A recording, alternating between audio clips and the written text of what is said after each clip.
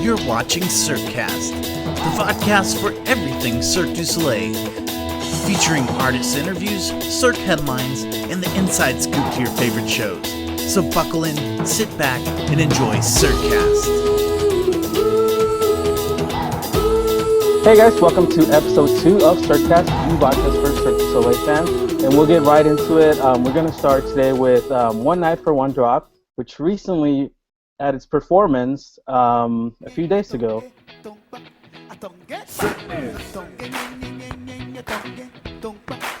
One Night for One Drop. It started on. It takes place on March 18th every year, and it's a global fundraiser that Cirque does for Gila Liberté's little. It's a nonprofit organization that brings water to places that need water.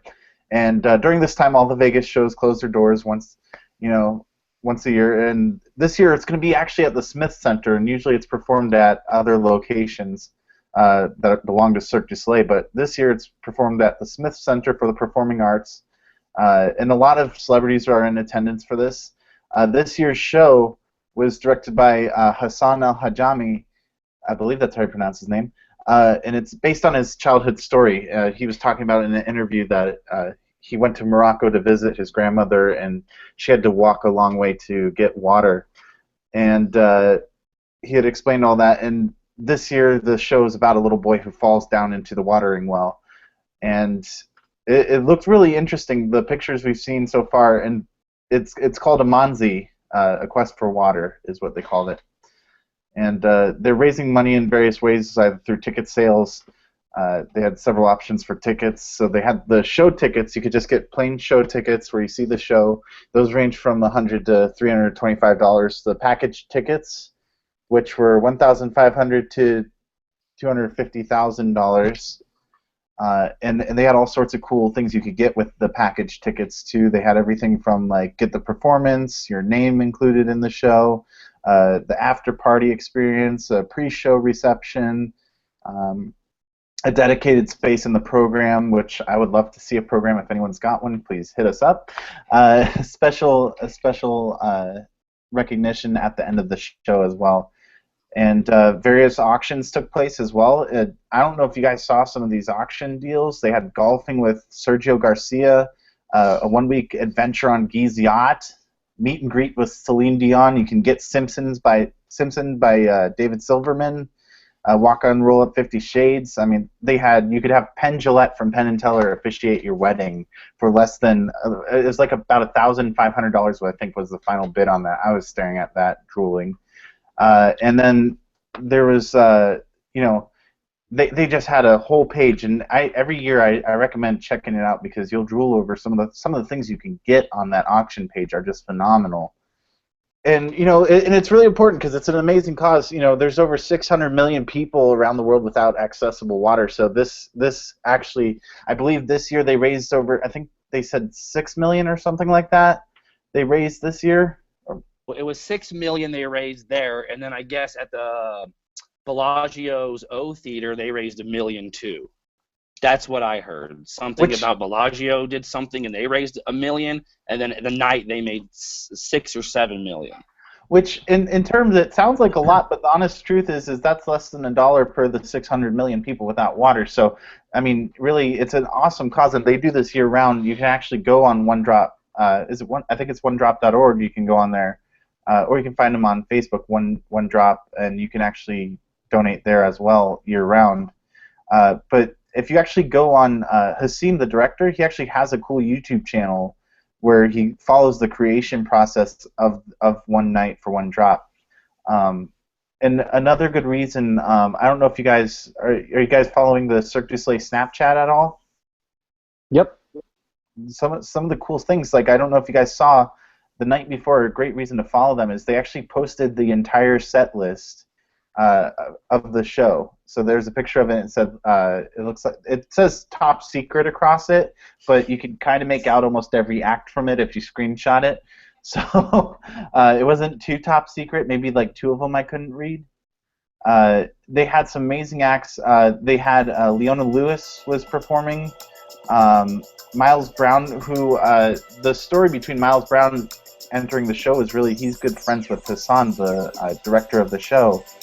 Miles and him met on America's Got Talent. They became good friends, and Hassan didn't think that Miles would be willing to do the show because he was getting popular with the hit show Blackish that he's on. And they actually, he called Hassan's dad. He called Miles' dad, and his dad was very pleased. Then they signed Miles up for this, and this was his first time really doing a Cirque du Soleil show. So it looked amazing. A lot of people were posting about it. There's a lot of pictures that have gone up on the message boards and whatnot on One Night for One Drop. It looks like they had some incredible acts. Did anyone see last year's?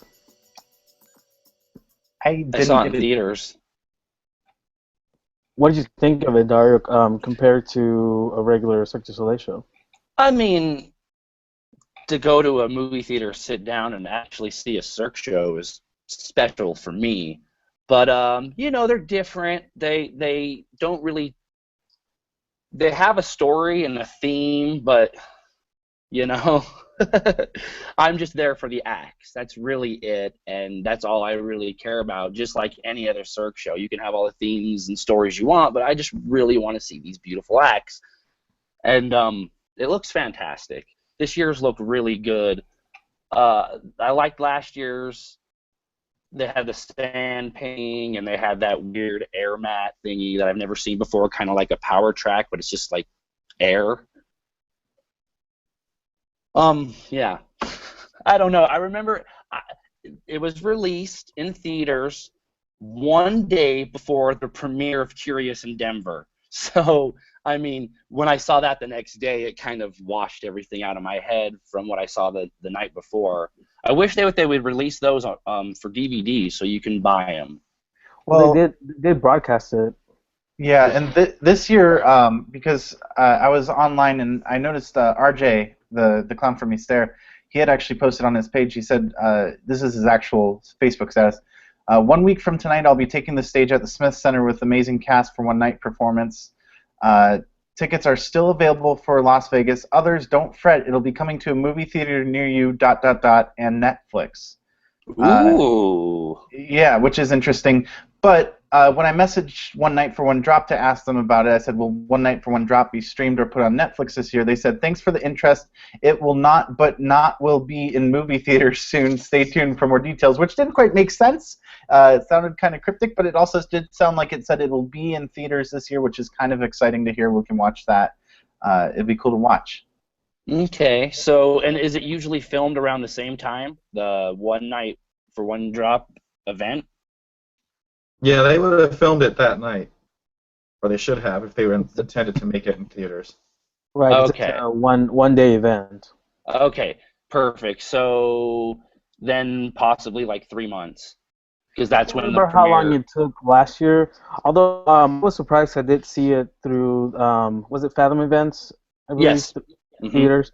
And I was fairly surprised because I wasn't. I was expecting to be only me in the theater, but it wasn't. There was probably about 100 to 150 people in there, and What? that's surprising, especially here. We're in Austin.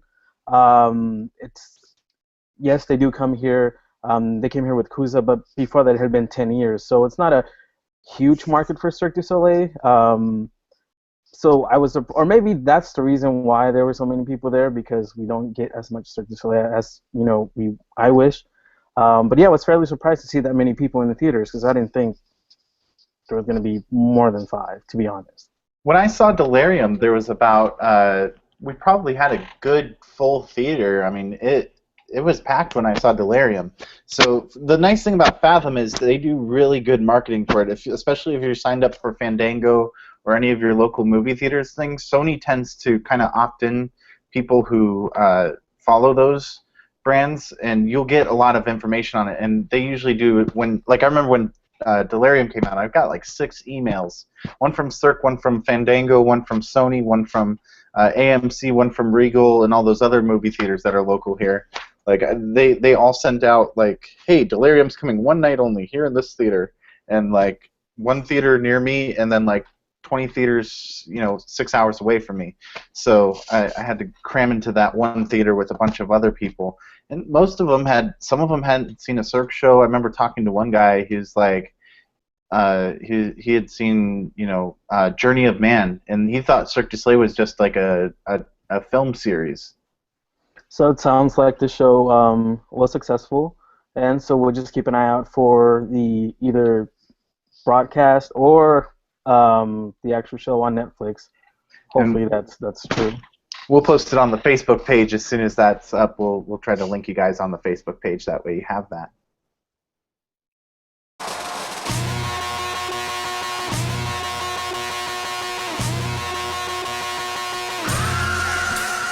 So we're staying in Vegas, but now we're going to talk about the love changes. As you guys know, Cirque du Soleil is no stranger to show refreshes, and while fans don't necessarily enjoy them, I think that from a business standpoint, they're necessary. At least that's what Cirque du Soleil feels. So it was recently Love's turn to undergo such refresh, which coincides with the 10th anniversary of the show this year. And from the things that we've heard and read, it looks like pretty much everything is being touched. New songs, new Beatles imagery, technology, colors, some new costumes. They're adding more color to the show to make it brighter and less dark. The stage floor has been replaced with a new floor that has springboards below the surface. So there's new images of the Beatles that was not previously available. So they work with Paul McCartney and the archivist from Apple. So now they have access to more sound bites and more video from the band, and I believe they're implementing all that video in the show. As far as act changes, no acts have been removed from Love to be put into another show, or vice versa. Like for example, Mysterio has some Z acts. And Sarkana has gone through the same thing. For Love, nothing like that happened. They're pretty much keeping everything with the show in mind. So one of the changes is, for example, in Revolution and I Want to Hold Your Hand, they're still the same. They're acrobatic acts. However, they did change the set a little bit to bring the performance to a higher level. So it's more technical changes, more trampoline, more flips, things like that. Yesterday was previously accompanied by choreography, and now it is actually a dual trapeze act. So that's one of the parts of the show where they completely changed the entire song act. And unfortunately for the I Am the Walrus fans, that song is now out of the show, and it has been replaced with Twist and Shout, which has new choreography. I don't believe it's an actual act. It's just a dance routine. And I read somewhere that Twist and Shout was actually they wanted that to be part of the initial show. When Love was first created 10 years ago, because it wasn't a Beatles song. They didn't have the rights to use the song at that time. So now, 10 years later, they finally were able to implement it. As far as music, they are doing new remixes of the songs to take into account the new technology that they didn't have 10 years ago. Now they're ending with "The Love You Take is Equal to the Love You Make," which is that I think it's like the end. I think it's the name of the song. So that's what they're ending it with. And also, the theater's sound system has been upgraded. So it'll have better speakers throughout the theater, and now the seats where they had 3 speakers, now they have 2 smaller ones. But again, they're supposed to be better speakers, so that'll help with the sound of the show. Jose, so yeah. Are they no longer going to be having the Sergeant Pepper reprise at the end? I believe they do. I read that it goes from Sergeant Pepper, and then it'll end with the end song, the new song. So it looks like everything has been touched in some way, not necessarily changing the acts completely, but I'm guessing some new choreography, and again, the costume. So people who have seen the show prior to the refresh will definitely see a difference, but it's supposed to be a more vibrant show than previously, which I thought already, Love was vibrant enough. I don't necessarily think that it was a dark show, but that's just my opinion. I believe February 25th, that's when the changes took effect. And they're still implementing some new changes from here to July. July will be the kind of sort of premiere with the anniversary, where they're going to have everyone from that's involved in the Beatles come in, to see the new premiere of the show. So it's about 70% done, and then 30% will be implemented from here to July. So And what did you you heard about those accidents that had happened during the premiere? Was everyone okay from that? Yeah, the last I heard, everybody was okay. Okay, then it was like an elevator shaft or something, right? Right, the lift.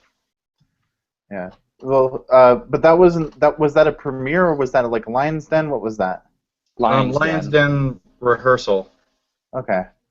So that's good that it wasn't a premiere. That would be a really bad leg to start on.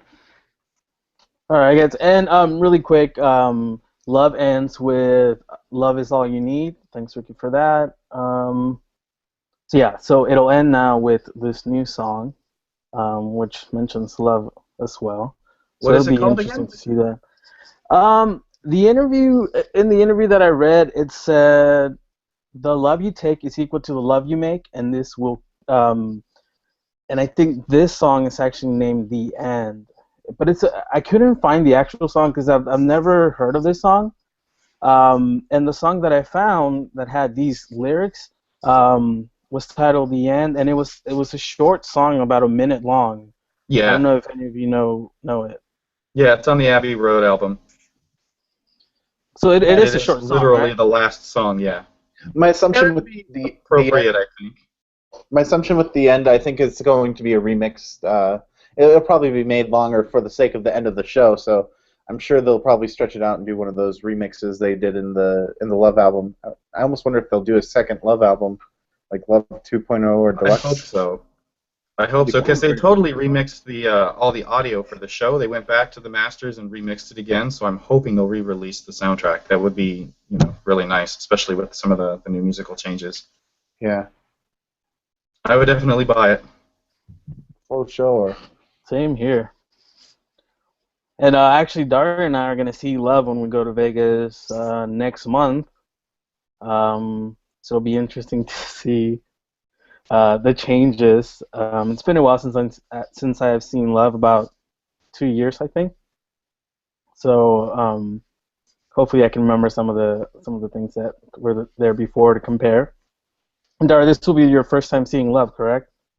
Yeah, I wanted to put that one off for a minute for the right moment, and man, this couldn't have been better timing. Are you a We're going to be Beatles fan? seeing. I grew up in the 90s when everyone was listening to like a lot of older music. I stayed away from it because, I didn't want to miss the next Kurt Cobain because he blew his brains out. So I listened to my type of music. Not until I became a Cirque fan did I ever listen to a Beatles album, the Love album. And yes, I could consider myself a huge fan now, but I've only ever heard that album. Well, I have to say that I'm with Dario. I wasn't a Beatles fan. I mean, I knew about the Beatles. I knew, their popular songs, including the song that I really don't like, "Yellow Submarine." So yeah, before seeing Love, I'm like, okay, I'll give it a try. I'm not sure about this. I'm not necessarily a Beatles fan. But let me tell you, after seeing that show, it became one of my favorites after in Las Vegas. I mean, it's just an amazing, amazing show. So every time I go to Vegas now, if I only have a chance to see a couple of shows, it'll be Love, and Mystere.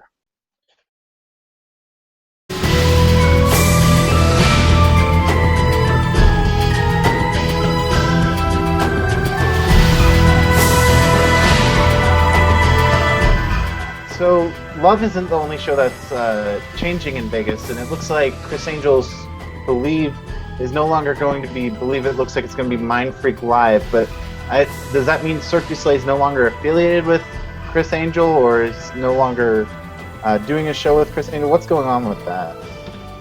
Well, from what I understand, Chris is going to not regain. He's going to take total control over the show, shut it down as Believe, reopen it as this Mind Freak Live, which is a show that he's been putting out on tour, I guess, occasionally.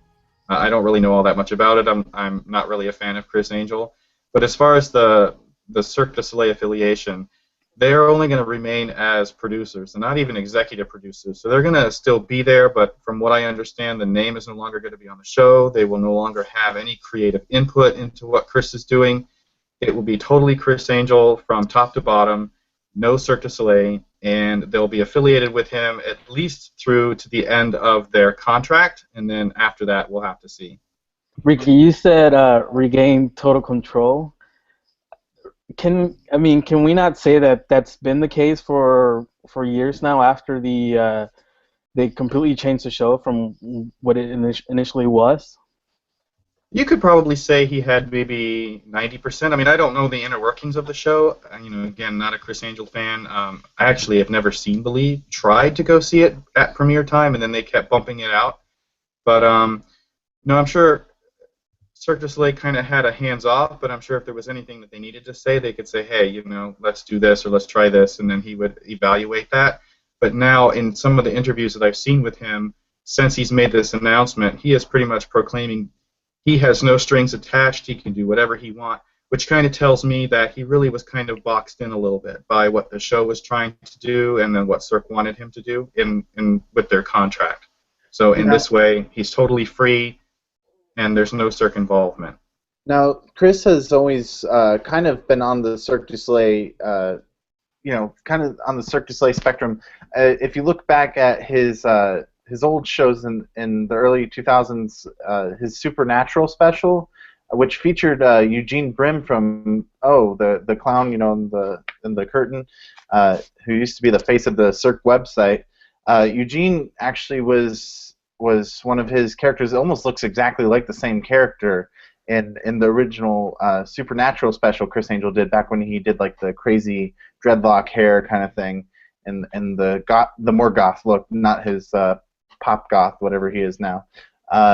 He originally had Cirque characters, a contortionist in his show, along with some dancers. It was a really cool show, and you can see now the TV networks have kind of changed his image a little bit since he got involved. I think it was it A&W or A&E, or one of them's a root beer company, one of them's the TV station.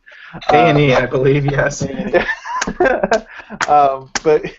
But Chris has been working with the networks, and you can tell that his style has changed a lot.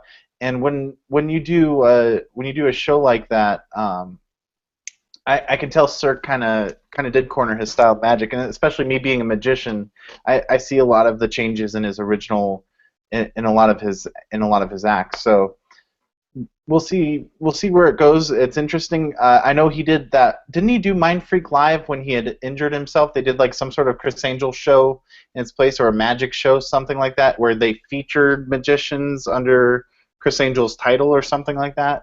Yeah, I don't remember what the name of it was, but yeah, there was some kind of like fill-in show, and I don't mean to say that it was a filler show. I understand it was very, very successful, but yeah, they did do something when he was out. Now, I would also say that Cirque doesn't really want to end their affiliation. In another one of these interviews that I saw, they are very happy being affiliated with Chris Angel, and they would love to continue to be so and to do something else maybe with him in the future. So even though Believe may be closing in Vegas, it's possible that something of it could be planted elsewhere, or there may be something new coming down the line in the future, which I don't know if that's a good idea, but... Well, I'm not necessarily a Chris Angel fan, but when I heard about the show and seeing some of the stuff that was part of the original show, I'm not gonna lie, I was excited to see it, especially when I saw that performance of Homage to the Rabbits, I believe, on So You Think You Can Dance. I thought that was an amazing choreography. I was like, I need to see this, I want to see this. And then, unfortunately, when I saw the show, everything pretty much had changed. There was really no Cirque du Soleil left.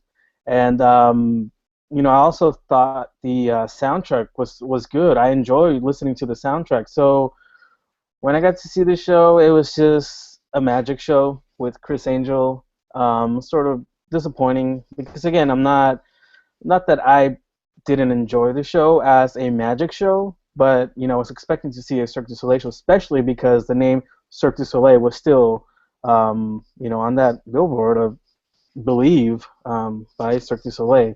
So it's a shame that they had to remove all that, but I'm guessing the Chris Angel fans were disappointed. It's not what they were expecting. I read somewhere that it was a lot more Cirque du Soleil and less Chris Angel, and then now it's just pretty much Chris Angel talking to the audience and then doing his magic tricks, and there's really no sort of Cirque du Soleil effects or anything in that show. There's one name I'm really interested in seeing in the creation process of the new Chris Angel show, and I'm really interested to see him appear because I was kind of disappointed to see his name not show up. His name is Johnny Thompson, and for those of you who don't know Johnny Thompson is one of the guys that every magician on the Vegas Strip consults with. And I noticed he wasn't a part of Believe, which was really interesting. You've seen him, if you've watched Mind Freak, the TV series, he's the older guy who's always in the trailer with Chris chatting. His name's Johnny Thompson. He's the reason Penn and Teller exist the way they are today. He's the reason Chris Angel got his television show. He's known as the grandfather of magic, and he's the mastermind behind most modern magic TV stars right now.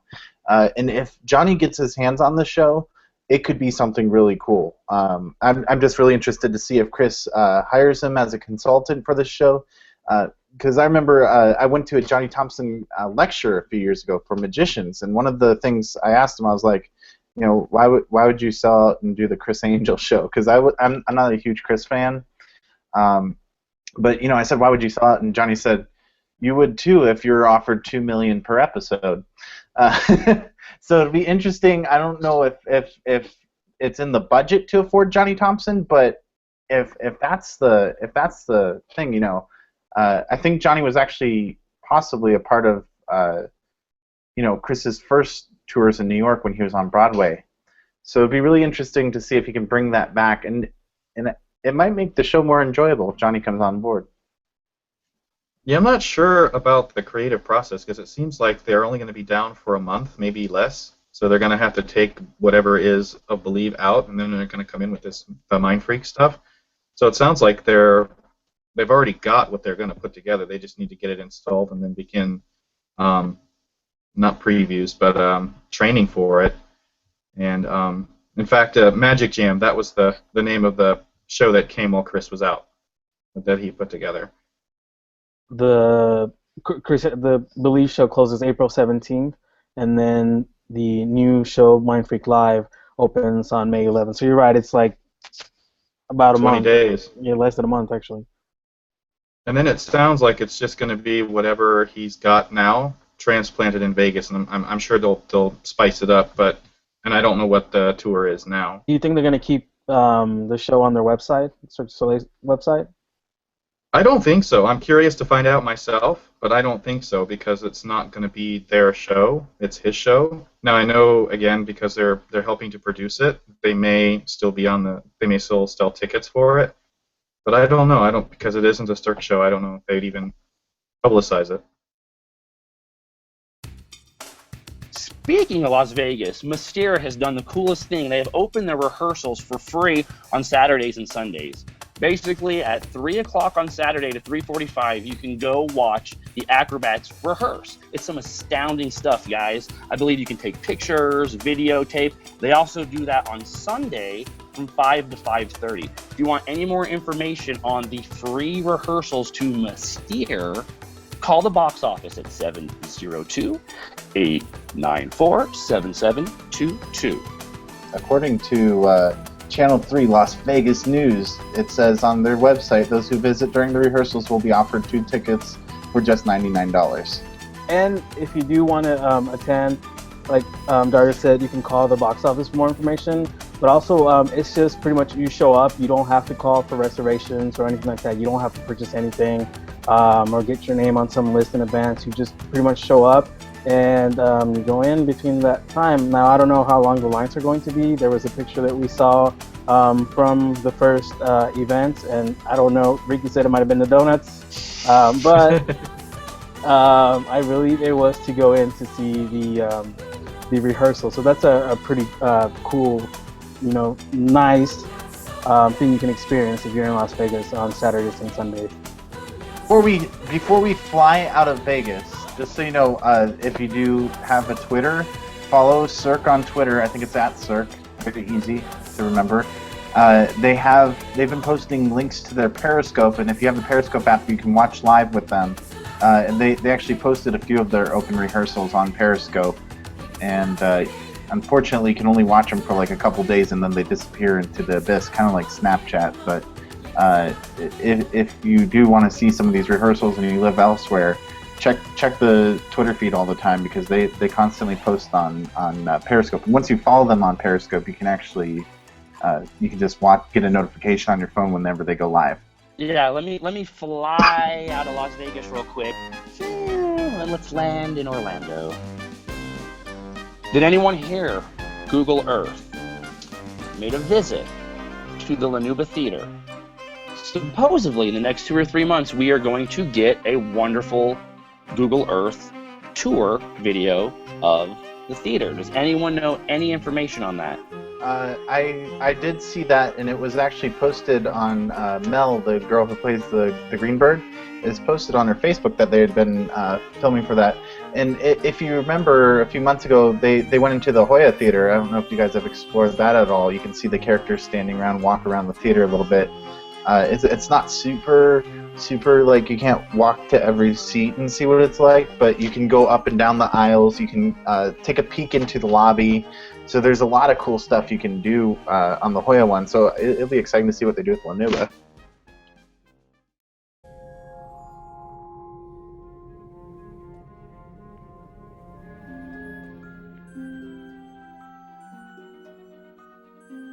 Actually, another pretty cool thing, really quick, is I don't know if you guys remember, but back in 2014, Cirque du Soleil released that short film called Spark, a live interaction between humans and quadcopters.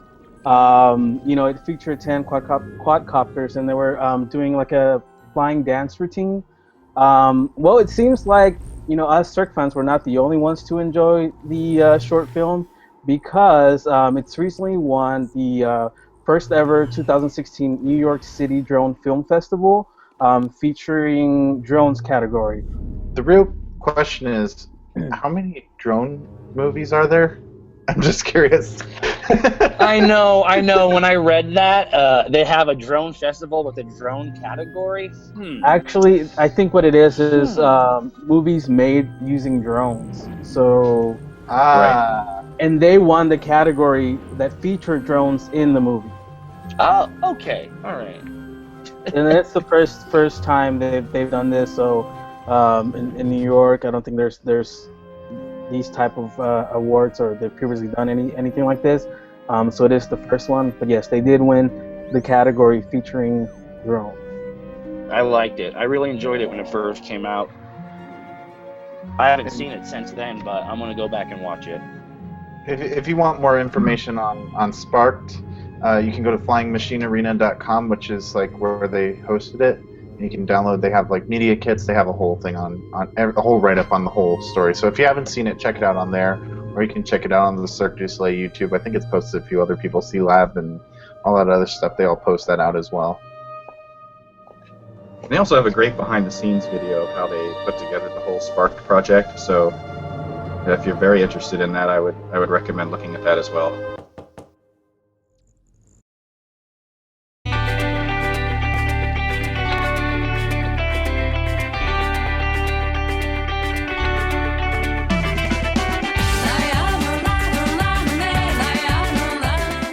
Okay, well, while we're flying in the air with the drones, let's continue flying with some bugs. So way back in November, Cirque du Soleil teased us that the world of OVO was buzzing with action again, and to stay tuned for details about how the show's upcoming return. And since then, we've seen a list of about a dozen cities the show will visit, Lake Charles, Louisiana being the first on April the 8th. But very little about in what form the show would return has made it out until now. Rumors swirled and pictures proved that OVO's stage was changing, and they, in fact, themselves said that a completely new stage and acrobatic structure had been fabricated for OVO's arena tour, and it was going to be round instead of the the curvy shape they had before. And furthermore, the backdrop looked mysteriously like Dralion's set piece, and it meant that many other changes were abound.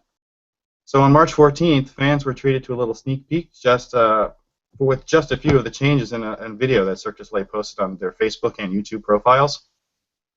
And in that, they let us know that an aerial straps duo is replacing the Spanish web pair. The flying act is being replaced by a paradise-like act from Corteo, and the all-female acrosport team is being replaced by an acro trio, with two of them being men and one female. Just this past Friday, March 17th, the press conference at the Lake Charles City Hall was held to introduce Southwest Louisiana to Cirque du Soleil. And in the pictures that they posted on their Facebook page, it appears that many of the cast is back with us, ready to launch for another era of OVO. And actually, I wish them the best of luck in the world. Now, there's no secret that OVO is not my favorite Cirque du Soleil show, but I don't hate it either. It took me some time to warm up to it, and I can safely say that I enjoy it for what it is. And I'm quite interested in seeing all the new changes when it comes around to Atlanta, hopefully sometime in the near future. But what about you guys? I mean, how do you feel about the new OVO? Well, I did see OVO, under the big top, and it's not my favorite either. It's a nice show. I feel it's more of a kids show compared to all the other shows. My problem with OVO is that it's too literal. Here's a bug represented by literally a bug, dressed as a bug.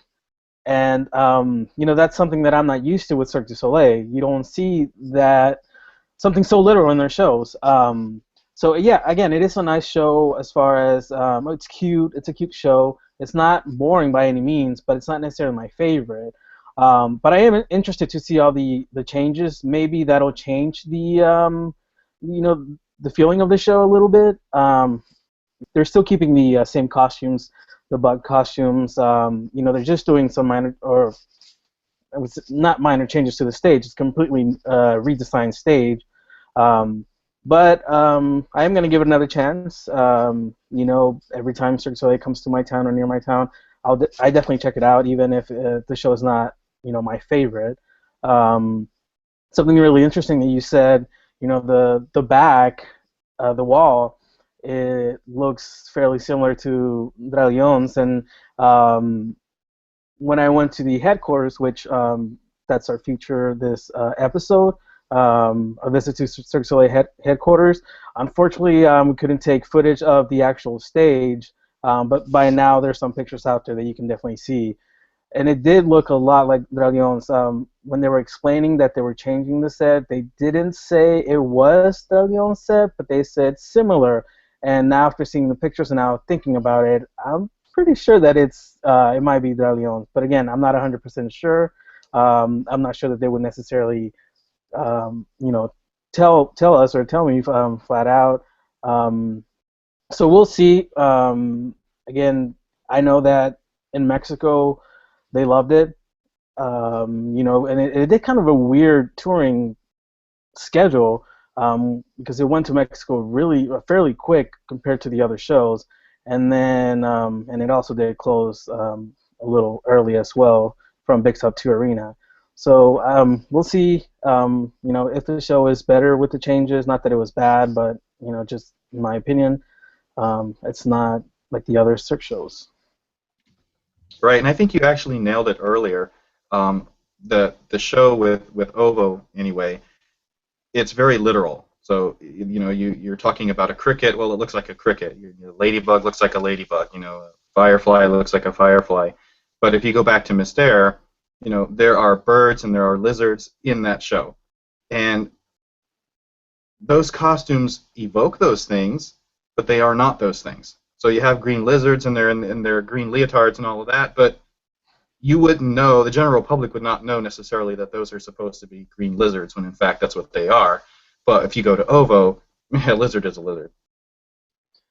So I think that's probably what I didn't like about it so much, but I've seen it about 3 or 4 times, and it took quite that long for me to just kind of warm up to it. And now I'm like, it's a great show. I love the music for the show. I just wish it was a little less literal. But as I said, I wish them the best on this new tour, and glad that as many of the original cast, wanted to stay on, did, and will continue with the tour here in North America. Yeah, I'm When's with you. I like the music as well. Especially living in Brazil. I lived in Brazil for about 9 months. I can hear a little bit of the traditional Brazilian music, and not all of the tracks. Some are fairly strange to me, but I do enjoy the soundtrack, and even in the show, that's one of the parts that I did like about it. So, Dario, as someone who has not seen OVO, but will soon get the opportunity to do so, what have you heard about the show, or what are you interested in about it? Have you seen anything that catches your eye? Like I said before, if there's a show that is touring, I try to just avoid it like the plague. I have listened to a few of the tracks, the music, and it is just fabulous. Now I hear what people say, and I don't really care what people say. Cirque isn't about you; it's about me and what I feel. And everyone has their own different opinions, and Cirque touches people differently. The same thing is going to touch you, that's going to touch me. So I never listen to what anyone has to say until they wave goodbye and I'm walking out of the theater. Then I go, oh, okay, that was fantastic. But from what I've seen, it looks like it was aimed for children, which isn't a bad thing. I mean, it's the circus after all. So I'm going to be seeing it in Atlantic City, and I'm excited, like on the boardwalk in AC. How awesome is that? I'm super psyched for it. There's not one Cirque show that I'm not super psyched for. Just like OVO was inspired by Brazil, there's a new show coming out pretty soon that was inspired by Mexico, another country, and that is Lucia, which will be premiering pretty soon, April 21st in Montreal.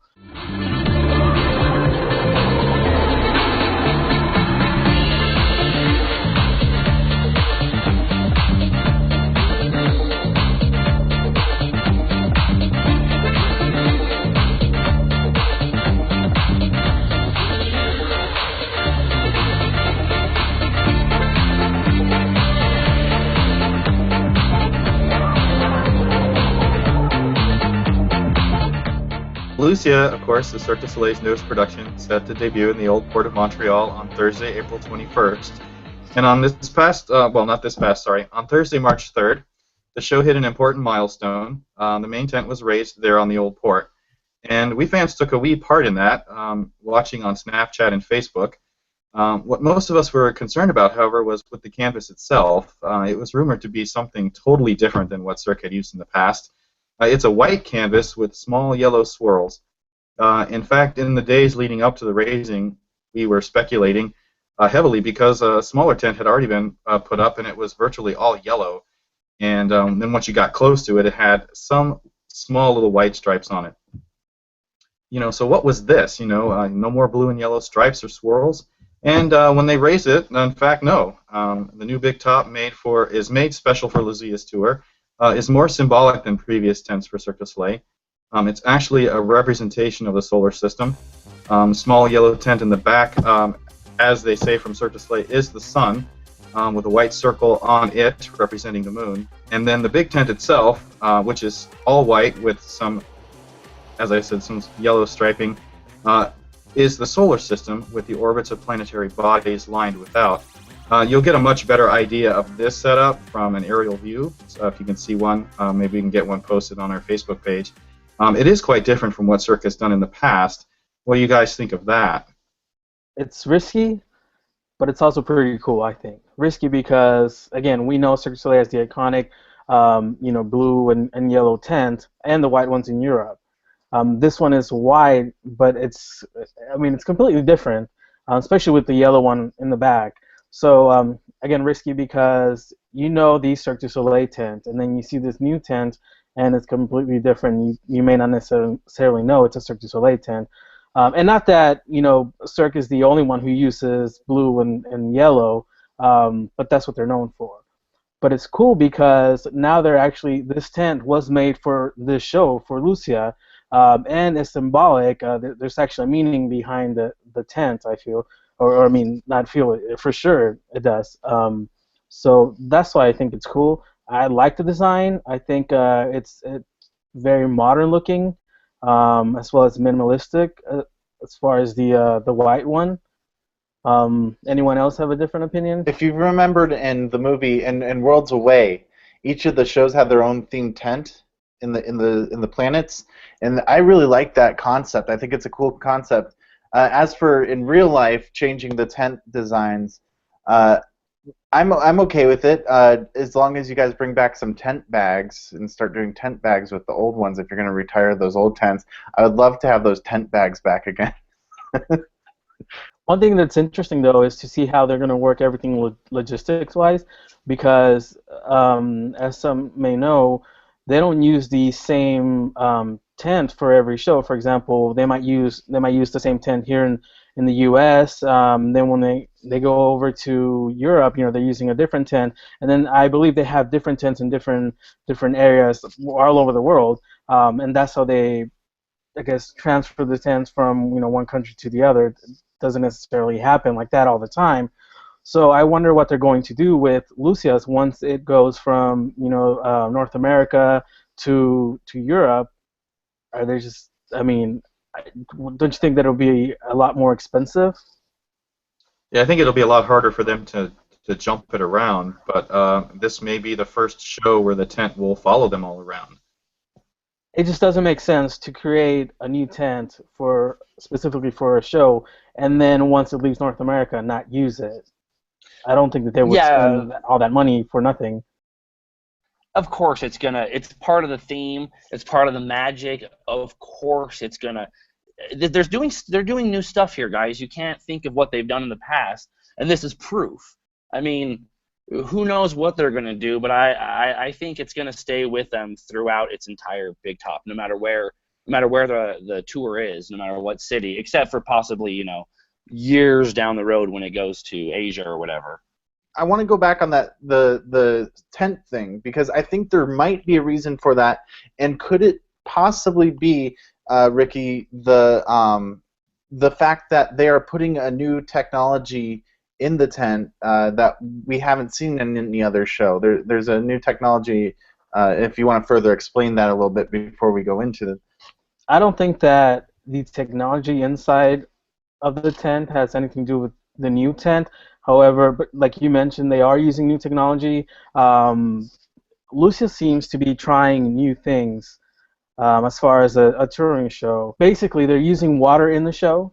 They're using a water wall, and not that Cirque du Soleil. It's the first time that a Cirque show uses water, because we have but you haven't really seen that in a touring show, at least not a Cirque du Soleil show.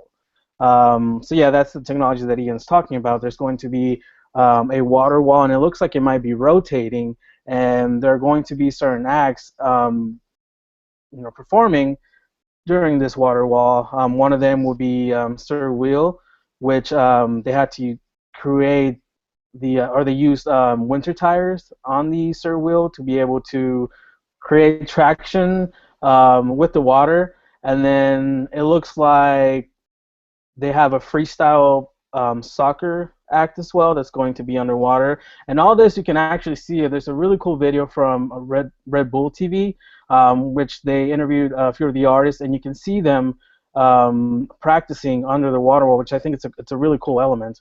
And another interesting thing is that you get to see the stage as well, and it's a little minimalist. There's like this round thing on the back, which I was able to see when I went to the headquarters for the tour. However, they were still working on the stage, so I didn't get to see it completely. They did mention the water, which I didn't want to mention because I didn't want to ruin it. I wanted Cirque to be able to announce that on their own. So there's a lot of cool things happening with Lucia. Have you guys seen some of the costumes? Yeah. I want to be on that. My first reaction is weird because it isn't something that we've seen before in Cirque du Soleil. It's very expressive. I don't mind the costumes as they are, but I think with the fish head and some of the other animals, I think that may go a little bit too far. I don't quite know where they're going with that. I don't know how that fits in yet, and so of course I'm very curious to see how that fits in. But on the other hand, when I look at it separate, I go, why do we need a fish man, and why do we need a costume of a fish man? And then you see one that's a hummingbird, and I'm like, okay, that's a hummingbird, that's great. But why? And why are we doing very literal costumes again for this show? We don't know how these costumes are going to be used. We don't know if they're actually going to even make it in the show. But it is interesting to see because these are one of the first costumes that they're showing to everyone, and that's what we're gonna judge the show on right now because there's nothing else that we can see. Yes, I did think that the costumes were a little weird. I did see some of the other costumes again on my visit, and they weren't as literal or strange looking as the ones that we saw. But again, I think we have to wait to see the completed show. There is a picture out there that the Cirque du Soleil media team shared, which was of the theme board. I don't know if you guys saw it, where they had all the acts, or I mean, again, we don't know if all the acts are going to make it, but the acts that they're planning on having, and then you can see a little bit of the sketches with the costumes. So it's looking like it's going to be an interesting show. I'm really excited to see it. I don't think that we're going to make the premiere, but maybe in May, right? Hopefully. Hopefully. So again, we'll see how that show turns out. It's interesting though because when I see the costumes, we're talking about Oval being literal, and then now you have that fish head. I don't have the same feeling as far as it being literal. Again, maybe because I don't know how the show is going to be completely. I don't know why. I just feel like it's not the same as with Oval. It's just maybe because Oval, everything is literal, and we're not going to see only animals in Lucia for sure. So crazy props to the Cirque marketing team, though. I mean, what a time we live in where before, remember, we used to only get a taste of what the creation of a show was like with the creators' notebooks, and now we can actually watch with all these social media outlets with Snapchat and Periscope. Cirque's actually taking us inside of the creation process of the show and letting us speculate, which is kind of like it's really cool. It could be harmful a little bit, I think, to the show because some people they might have negative thoughts before they see the show because they don't see the finished product. I think one of the funniest things I've seen so far about Lucia is someone was like, really, a cactus costume? And I mean I was the tree in a Shakespeare play once, so someone's got to play the tree, but that's a tough role to play. The thing is, it's interesting that you notice the social media team. They're definitely a lot more open now. Talking about Cirque du Soleil as a company, and the Cirque du Soleil social media team is definitely doing a great job at that. And for Lucia, we've seen now the hoops act, which it looks like they're going to be using a treadmill. We did get to see now with Sir Will, that Red Bull TV video was produced with the Cirque du Soleil social media team. So we got to see the Sir Will under the water, the freestyle soccer, and the straps act. And then also in that video, you can see that the stage has like a water basin, which is a small pool that it's going to be used during that act. So yes, we don't see a whole lot together, but we see a lot of little glimpses of the show, and I think it's working because a lot of people are excited about this show, and especially presenting those new elements that you don't see in another show. Yes, it can hurt it because it's not a finished product, but they are showing that side that you just do not see, so it's definitely exciting. Oh yeah, I would agree with you. It's exciting. I think for me, it's just a little jarring, and from my standpoint, I compare and contrast a lot, and so you see something that is new, and it does strike you a little odd, and that doesn't mean you're closed-minded. That doesn't mean you hate the show. That doesn't mean it's not going to be something, phenomenal. but you do end up, or at least I do, I end up trying to compare it to things that come before, and I hate to say, well, when you compare something like OVO to Mr. Kingdom, there really is no comparison. It's a totally different era, but that's the Cirque du Soleil that a lot of people grew up with. So when you see things that are a little, and again, I hate to say this, off the wall, like some of the things that we've seen from Lucia, you go, what did I just see? And then as you see more things, you're like, okay, some of the pictures that we've seen of the acts, like the Russian swings and the hoops and the surreal and some of the stuff that they're going to do with the water, that's very similar stuff that we've seen before, but also very different. So I'm very intrigued about that. The disc in the background, it does look very, very sparse, very minimalist.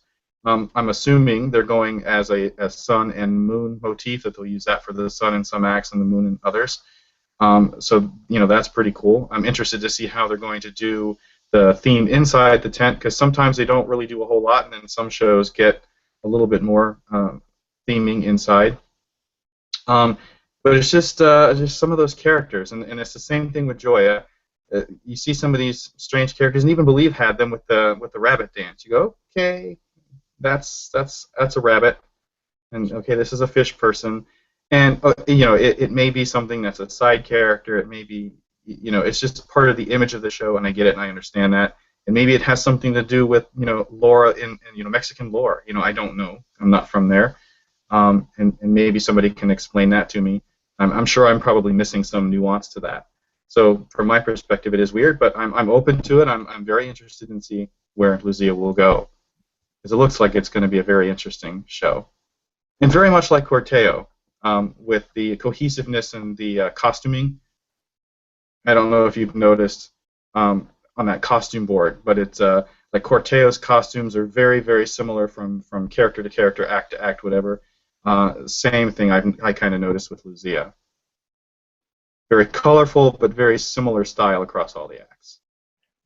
And can I just bring up you guys? You've probably seen the little videos they've been posting left and right for Lucia, the little sneak preview, what it's inspired by. Have you guys heard that little techno music? I'm almost wondering if that's going to be actually out of the show, or if that's just stock music Cirque's using. No, I think that's the music for the CD. I think that's the inspired by music.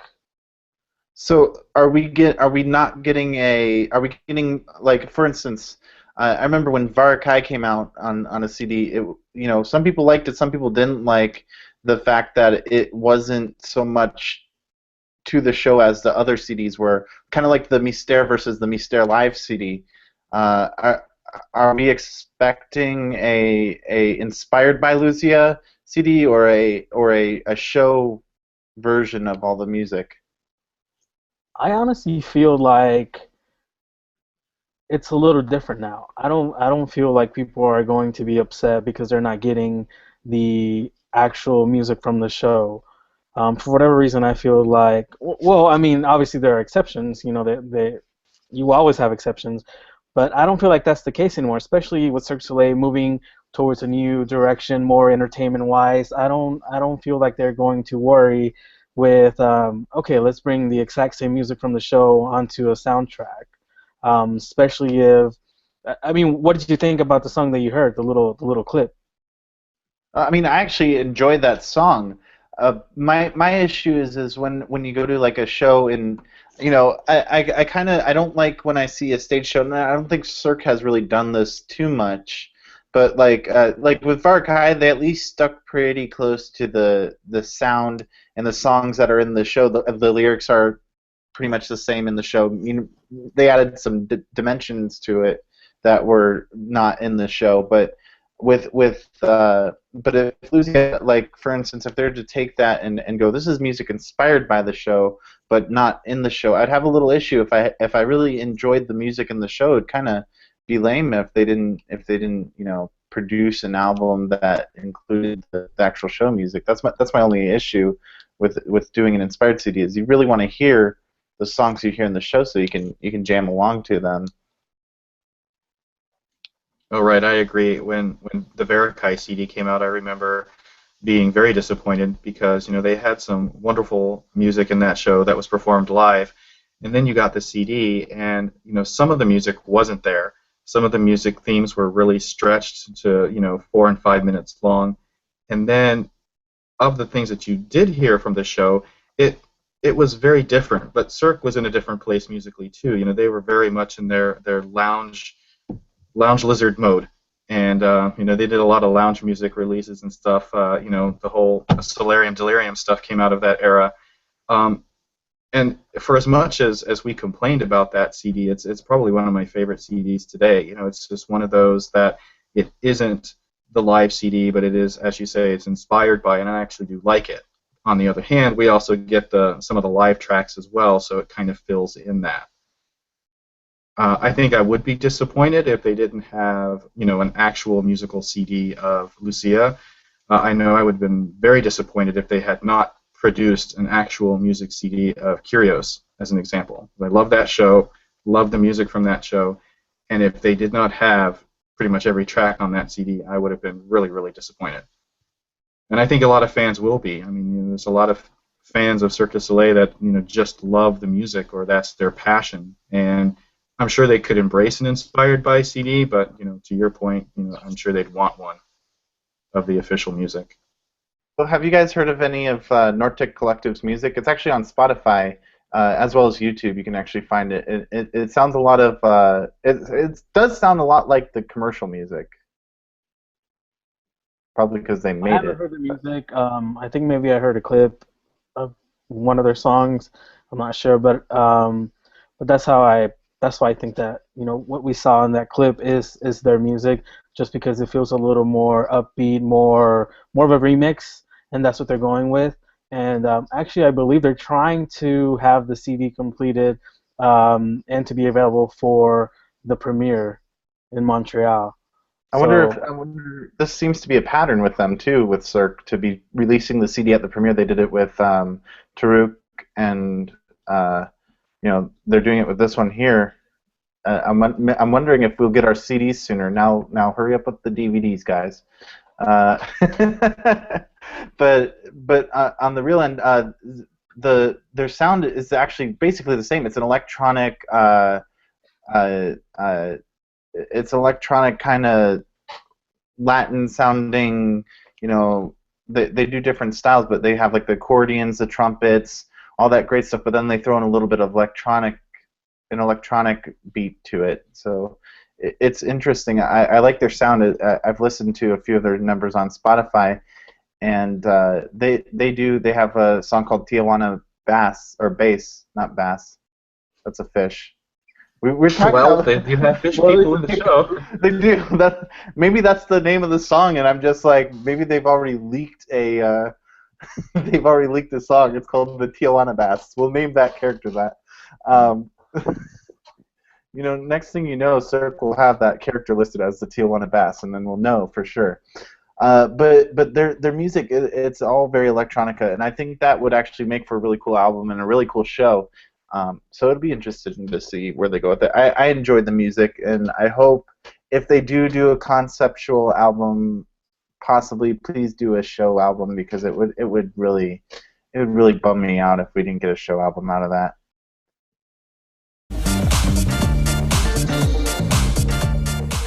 So for our feature this month, back in December, I did get to tour the Cirque du Soleil International headquarters, and that was quite a treat.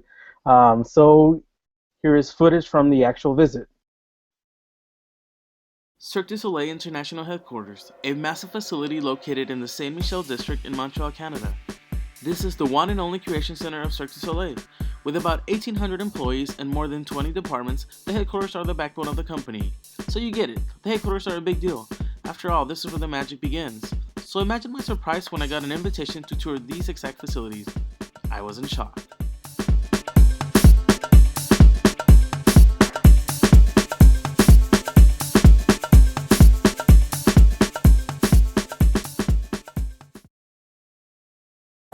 As I enter the headquarters nervously but with endless excitement, I am greeted by MG from the social media team and Melanie Cote, Cirque's public affairs coordinator.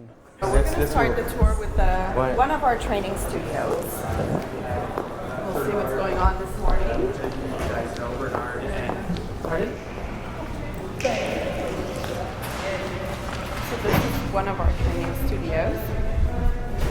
In this studio, we do mostly what we call specific training. So whenever we need to replace performers on any of our shows, we'll hire a new performer and train them here for a few weeks to a few months. It always depends on what they have to learn. And then as soon as they're ready, they will leave to go do their integration on the show that they're going on.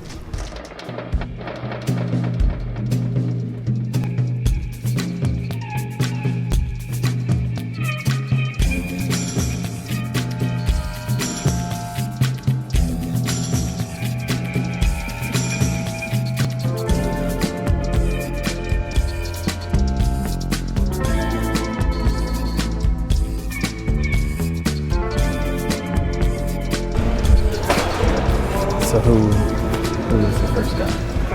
Artistic. They often work side by side, like acrobatic and artistic. And often we'll see interpreters as well during training because a lot of our performers don't speak French when they arrive here. So we have a lot of interpreters. We have a whole bunch of them on call. We have about 50 different nationalities throughout our performers. So I think it's about 25 different languages. And how long do they actually rehearse and practice before integrating into a show? It really depends. It depends on what they have to learn. If it's just a dance choreography, it probably will be maybe like 2 to 3 weeks. If it's something harder like a trapeze member, and it always depends on their background as well. If they're high-level athletes and they have to learn teeterboard, for example, it will be much longer than if we hire a trapeze artist who's been doing trapeze for many years and just comes in and just learns the number.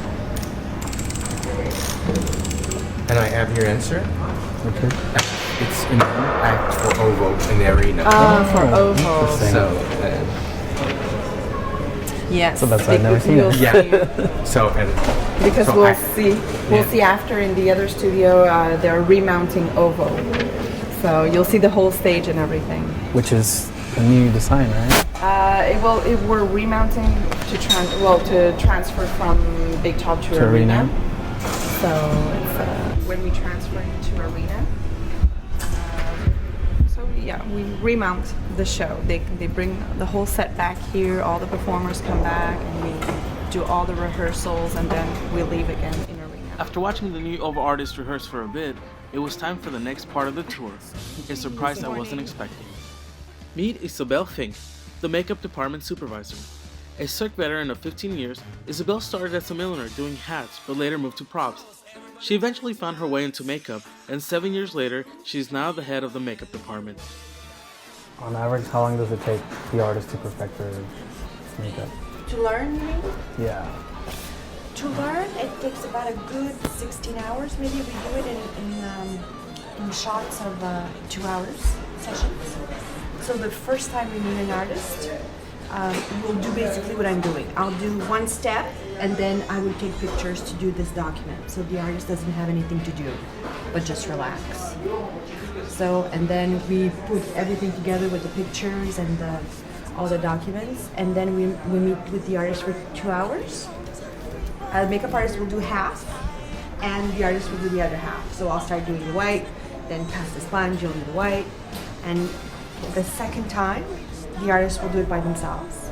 We're still there, so usually that's when everything goes haywire.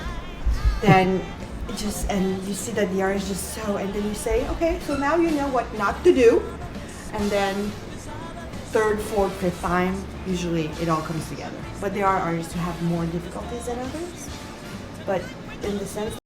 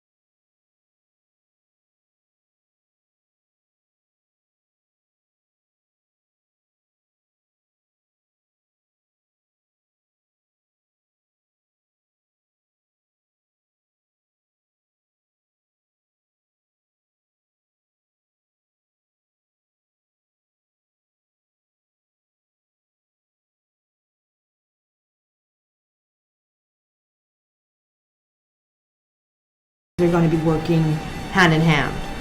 So usually that's how it goes. And some might already know who they want, and others they might ask for the portfolios and look at different artists. And also it depends on the timeline, I think, that they have. If they go with somebody who knows Cirque and knows how we work, sometimes it's just a little bit easier. It gets the ball rolling a little bit faster. So it might weigh in the decision of having somebody who's already done Cirque makeup. So usually it starts off either between Eleni and Natalie. And then if for some reason these are not the choices they want, then they'll go outside. For us, it's all good. New people bring new ideas, and working with people you know, it's always very good and fast. And so, over the course of an hour, which didn't quite seem so long due to my excitement, Isabelle applied the Trickster makeup on me, just like she would with any new artist.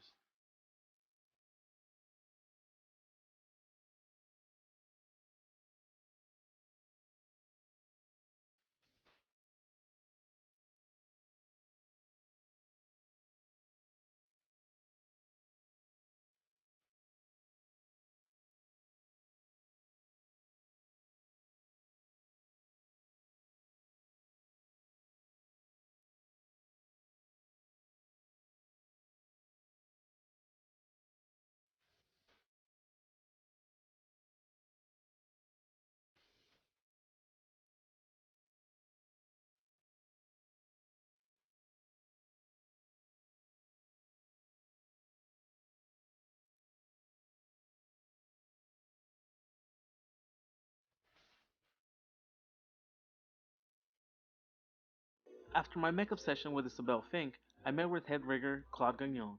He asked me a question everyone had been asking me even prior to arriving. Are you afraid of heights? I finally found out why the question. He was taking me up 50 feet to the grid. Have the chain or anything able to do it. If we didn't have a grid like other studio, we would have to walk on the beams with safety harness and follow the system. But here it's another. If it makes the job much easier. Right. So now they're constructing the stage for Lucia? Yeah. This week we don't have any artists because Christmas week, you know. Last week if you came here, like we have the treadmill underneath with big black carpet there. So That's they gonna were go on the walking stage? on it, yeah. And you got the Russian swing. Stage looks huge. Yeah. Everything you see here will be in the big cup. So, and they do the staging with coach, artistic and everything. So when they get there, they just like go through again. But right now we have a Tovik at the Bell Center. They were here before during the... And the stage actually fit here? Yeah. Isn't it a bit bigger than... Yeah, but we're allowed to fit everything. Sometimes we do in two parts, you know. It's bigger. Like right now in Studio C, you have OVO. It's there. Right. It's OVO remount. So the show has already exist, but it wasn't big up. Now it will go in the arena. So they have to make some change, you know, for the artists and all. We will go across and we will go see from the balcony the Studio C. We'll give you another point of view. You can come.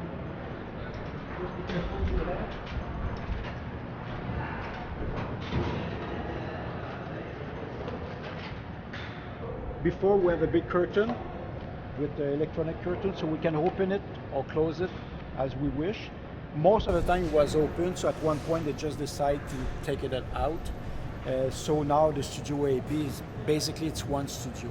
But because it was two at the beginning, it's why you have Studio A and Studio B. So we call AB. We will go in Studio C. So that's the newest studio. We built it 10 years ago about. We built it for Ka. Okay. So the cost stage was here as well? Yeah, Ka was here. Because still if the show goes to Vegas, we built it here first. So every artist and everything the same way. They come here with the stage. Some part of the stage you're not able to do it, replicate it here. But for Ka was a big, we have a part of the wall It was in Studio C. We have all the Chinese pole. I think it's not in the show anymore, but every piece of the show was here and allowed the artists to work on it and everything for like a good 6 months. So at that point, when we have Ka, it was too small. We didn't have the room, the height for it. So it's why they built that Studio C. Basically, it's a big box. It's different than here. It's more empty, you know. So they built that very quickly. So we were able to make Ka in it and built everything inside. So we can do. It's a mix of oval wall and radion wall shown in the arenas. You get the cradle. That cradle was in there before for oval. That's come more from Corteo. Corteo have a cradle hack. So they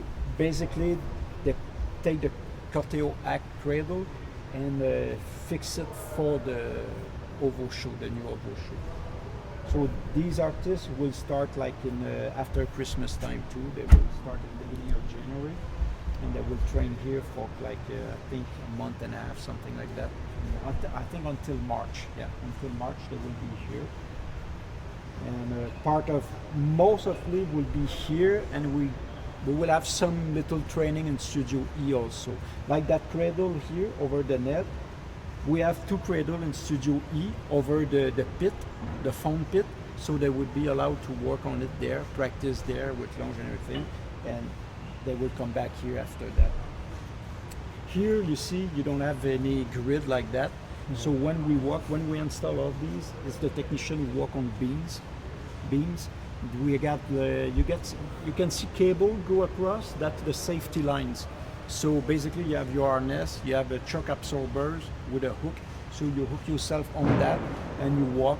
So that way if you fall, I mean you got like 15 feet fall, but at least you stop. And after that you get another team will be sent up to help you to come down with another rescue fire arrest system. And the guys will come. It never happened. I've been here 13 years, nobody fall, so basically not a big chance with what happened. So it's why it make it easier to do it there, because it's safer, it's faster. Here it's 70 feet high. So if you have a new person, you know, who's coming, it's always take, you know, few hours at least to get used to it. And still if you work on that and it's been a while, when you get back there, it's like you take few minutes to just pace yourself, you know, to be sure, okay, you hold yourself, you know, to get back to be comfortable on it. And what we do also with the Studio AB with artists, sometimes if we have acrobat like aerial acrobat, we have no problem with vertigo or what, fear of heights. But sometimes we have senior or like comedian, and they will have to go height for the show. Sometimes they will have to wear harness, they will fly around, you know. Senior, many times they sing when they are in the air, like maybe 20, 25 feet in the air. So most of the time they will bring them here first, just to see how they feel with height, you know. So to see if they're comfortable, and after that they start slowly with harness, go like 10 feet, just they get used to it. Especially senior, because also when they sing they have to get used with the harness to compress the stomach and everything, so they have to adjust to that also. When they're done with the show, the last night, right away, people are out, right away they take down everything. Artists, most of the time, they're already in the bus going to the other city. So it's very, very quick. You have a lot of young artists in that kind of the show, because everything is quick, you know, so it's a good speed. So when you get older, I mean, sometimes you want to relax more, so right. Big top is probably better. Same thing for the technician, they don't have a lot of break, you know, arrive in the city, set it up, do the show, tears down, go to the next city, do it again. So it's pretty quick, pretty fast.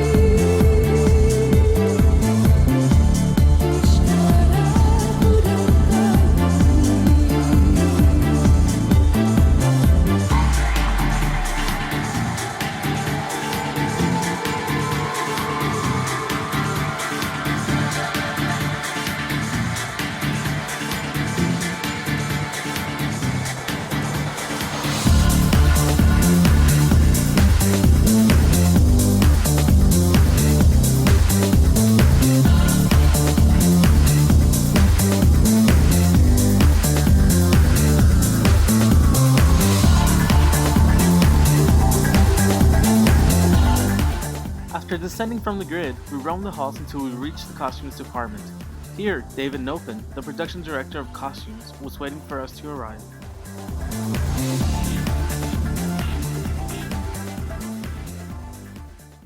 I'd like to tour you around the textile spot where we transform the fabric.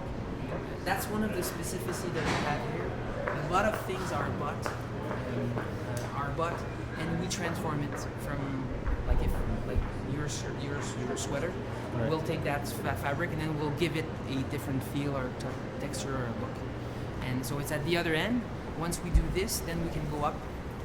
Okay. And we'll bring everything ready to be shipped here.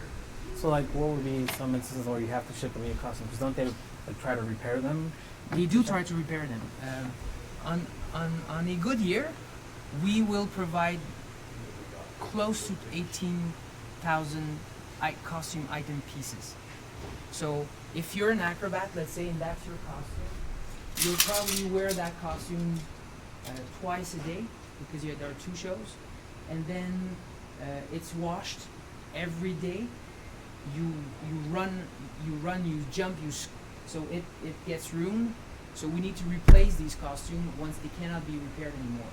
So the average number of costume pieces per artist will vary depending on their performances and the wear and tear of the fabric. If you have something in leather, let's say, and you're doing a corde de lis where you go down a rope, you slide it, the leather can break at every single show. So they'll probably have 15 pair. Some other, they never they don't run in it, they don't sweat in it, so it lasts longer. But this year we'll have produced 18,000 pieces, unit pieces for show that are not in creation, just for show that are in operation, that are Like in terms of replacement. exactly. And if you have a new artist because one is injured, because the contract is not renewed, then they need new pieces. And show tend to evolve in times. You'd replace me, but you wouldn't be doing the same act exactly as I would do. So your need may differ than mine. So costumes, the same look, but we may change the fabric because the need of your needs will be different. So that's why we also reproduce all these costumes all the time. Torque was a very good challenge for us in textile because we needed to have the feel that their costume was their own skin. And if you look at your skin and my skin, how many different tones of skin color do we have?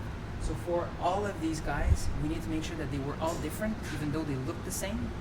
So there are over 32 blue that have been used for the Torque prints, but all differently assembled per person. So here, like that's what they did. If you look at this, they all look the same, but they're all designed differently. That's only 8. But there are 35 artists. Each of them had some, so the costume designer was, okay, let's add more of this, and then the textile designer was trying to put on the computer a different design. Then we try it, we print it with the light on stage, different feel. Let's try it again. So for a certain show like Torque last night, textile transformation is the challenge. Is where the most challenge is put. How long did the process take to find the correct? I think it took them 3 months of R&D to get the first one right. So I'm assuming that after that it was easier to produce the rest of them. So here you have the silk screen prints tables. So you lay down the fabric and then you take the frames, you drop the paint and then you apply it, you let it dry up on the corde à linge. Comment on dit corde à linge? On the rope. On the rope. Yeah. Clothing line. Then when it's dry, you put it back. Second coat, second frame, different. It goes through the screen differently, so it adds the colors. So that's what they do here. Every time you receive a new lot of fabric, let's say we produce this 25 times, we receive rolls and rolls and rolls, but every time we need to recreate the right the right recipe, because the fabric will react differently every time. So this is where they make all those tests. And then once the test is solved, we go into bigger machines and then we dye the whole. When do you guys start working on costumes? How far into? Well, it depends on the scope of a project. But if you talk about a big talk show or a big show like we're in Salasman, usually it's a 2-year project. We start the costume teams are usually involved 18 months in, but it's more the project management team and the costume designer. But fabrication per se will start 12 to 9 months in before the premiere. If you have a smaller project, we'll adapt the schedule. If you have a larger project, when we used to do the Beat of Love, I think it was in production for almost 2 years and a half, because there are so many and many people involved. So depending on the scale of the project, but our regular shows, I would say a year. We're making costume, like we're about to start CERT 2017. Okay. For April 2017, we will start in March, where we have costume designers visiting. They want to see which one they'll choose. So we're trying to integrate the designer 18 months before the premiere, and then once it's integrated, then they draw the design, and they'll have a team up and running. So you guys are pretty much done with Lucia?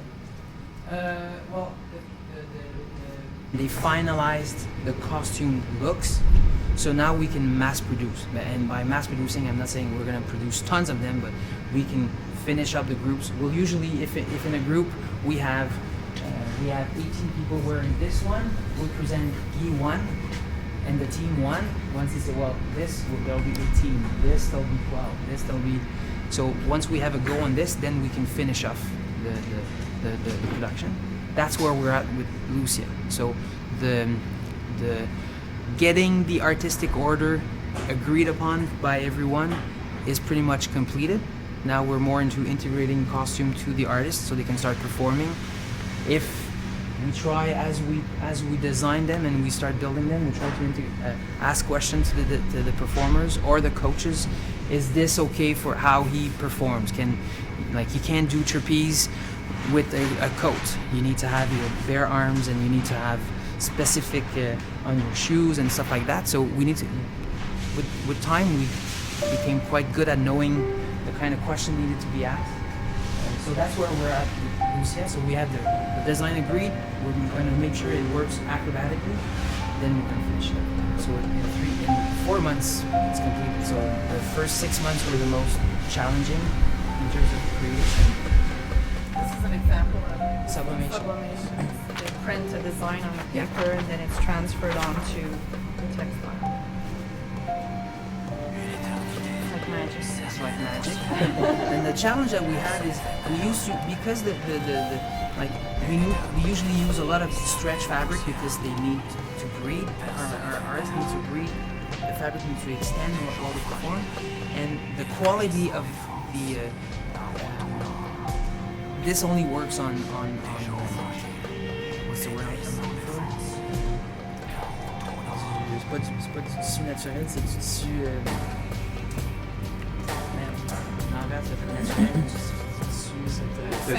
synthetic fabrics. The quality of those the stretch fabric were very poor up until a couple of years ago. So once that was solved, we could use sublimation for production.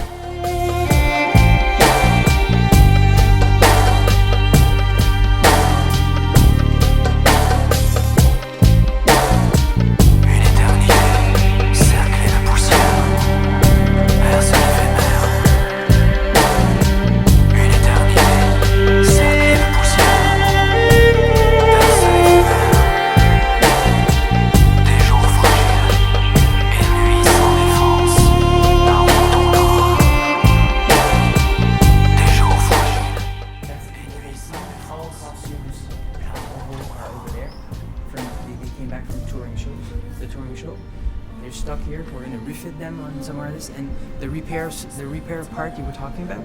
When the costume go from one artist to another, we try to recuperate as much as possible what's left of it, if it's still good. For instance, these costumes here, and I know of all because I was part of the creation process for that show, and this is something new to the show. It used to be harder skins. Now we're changing it. We have an opportunity to change the fabric to make it last longer on shows. So usually when you transfer from big top to arena, we take the time to adapt it to its new reality because they have less time. They keep moving, so costume needs to dry faster. They're not there for 6 months, and they'll be here for 7 days, I think, or 8 days. Then they move, so they start to unload the show during the show. So costume go in trunks, still wet. So if they can dry up faster, it helps maintain. That used to be the on MG tour. That's the costume. And since it started to be very popular for our designers, we decided to have our own lighting booth for creations here, and they've all used it. You saw, Tariq, how many lights, LEDs were included, not so much in costume, but in the set design. So we have our lighting specialist that's with us all the time now. But that wasn't the case 2 years ago, or 3 years ago when the MG1 started. And the last piece, what we call our fabric library, where we keep a sample of everything that we have on our shows that is current. So if you look at this is the fabric we have sampled with all these colors of the same kind of fabric. So when we start a new creation, there are over 8,000 pieces. So when we want to have a red in velvet, well, I don't know how many red velvet we have. Can we pick one that we know we can make that works, that has been validated? And we're often told by designers that this is probably textile, and here is probably what makes our workshop different from others, because we have so much references from past shows and from. So like someone would choose fabric and then you would. A designer will say, "This is the drawing I have. That's exactly what they're working on for Paramour." The costume designers over there, in here, say, "I see this, so we have someone. How about this fabric? We could dye it in red, blah blah blah. Yeah, sure, would make sense. Is it stretched enough? Yeah, too smooth, too thick." So that's where we choose our fabric from. And if we have something that's not here, then we say, well, this is new, unknown, unspecified, and sometimes we'll find something that's so cool that we'll want to use it on existing things, so it replaced something that's on our shows. And so, my time at the Cirque du Soleil headquarters was coming to an end. In almost 4 hours, I saw artists practice, got my makeup done by a real Cirque du Soleil makeup artist, went up 50 feet up in the air, saw many props, studios, even meeting rooms. But most importantly, I met many people who are responsible for small pieces of the puzzle that makes this company so great. This was an experience beyond anything I could ever imagine. And as sad as I was to leave, I was extremely happy and thankful for the opportunity. It's one I will never forget. Boa viagem, vai com Deus. Eu fico aqui. Ai, meu Deus, fico sozinha, eu fico aqui. Sonhar. You had a wonderful time, didn't you? Yeah, it was a pretty awesome experience. I couldn't believe it. I mean, it's just, as a fan, being there is just something completely different. I was extremely nervous, and being a shy person, you can definitely see it there. And by the way, when I'm getting my makeup done, I'm not upset. I just have RBF. But aside from that, I couldn't move as much because she was putting makeup on, and So yeah, I was excited. My face may not show it, but I'm telling you, once you're there, it's amazing. And it's funny because you see everyone walking there. They're doing it's a job for them. Maybe not all of them, but it's a job, and they might be oblivious to the fact that they're working at someplace that for us is extremely cool. So that's interesting. And the Cirque du Soleil team, the media team, took great care of me, and it was just beyond amazing. I wish everyone could experience that. How long did they take you to do your makeup? The makeup was about 1 hour. One thing that I do regret is because that was towards the beginning of the tour, I did take off my makeup right after, just because I was afraid to run out of time. After that, after the headquarters tour, I was to go back to the Bell Center for backstage tour of Taruk, and then after Taruk, I had to catch my flight back home, and then it turned out that my flight was delayed, and I stayed in Montreal or New Jersey overnight. But anyways, that's a different story. Yeah, so the reason I took off my makeup was because I didn't want to run out of time, and that's something I really, really regret, because looking back at it, I mean, that makeup is so awesome, and it's done by the head makeup person at Cirque du Soleil headquarters, and I don't think that many people can say that they've experienced that. And that was sort of a summary of the video. Is there anything extra you can tell us that we might not have seen in the video? Did you see anything extra? Yeah. So when I'm up in the grid, below the grid, it was actually I could see the Lucia stage. Again, I mentioned earlier that I was able to see the stage. It wasn't completely done, but just about. And then on the other side of the Lucia studio was the Ovo stage,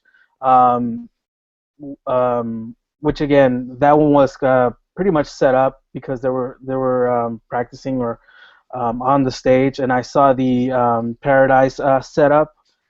Another thing that you really couldn't see were the Lucia costumes. There were some Lucia costumes, although there's one in there, a small little, there's a clip in there where you can see the hummingbird costume. At that time, we weren't allowed to show it, but now,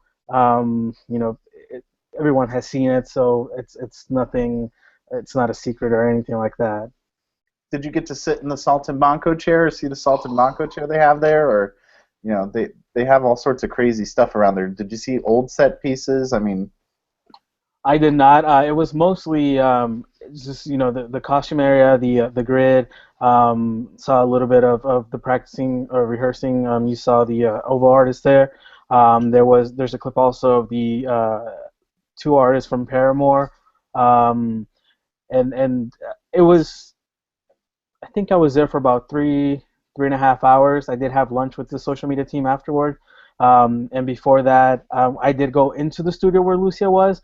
The cameras weren't allowed there because there was a film crew following us, but they weren't allowed to film anything in there. As far as the Saltimbanco chair, I did not get to sit on it. I didn't really get to see it, or I did get to see it. But I'm hoping to go back another time. But again, this might be a once in a lifetime experience. And regardless if I saw the chair or not, it was just awesome. So that's it for today's episode. Definitely if you haven't seen the first episode, go back to watch it. Again, we went backstage to La Nuba. And don't forget to follow us on our social media networks. We're on Facebook at CirqueCast. I mean, that's pretty easy to remember. And also, it's also in the description down here. We're also on Twitter at CirqueCast. Oh, and we just recently tweeted out. We gotta mention. We tweeted out Cheryl Ann Sanders from La Nuba, the cleaning lady. We did 100 questions with her, where we asked her 100 questions and she answered them. It's pretty funny. If you get the chance, check that out. That's on our Facebook and our Twitter page. And we're on Instagram as CirqueCast as well. You can follow updates on there.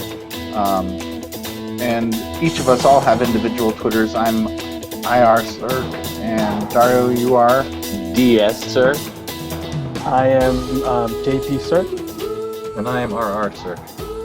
Alright guys, so we hope you enjoyed the episode, and let us know if there's anything you want to see in future episodes. Let us know your comments, questions, things like that, and we'll definitely read them and take into account for any future episodes. And don't forget to subscribe.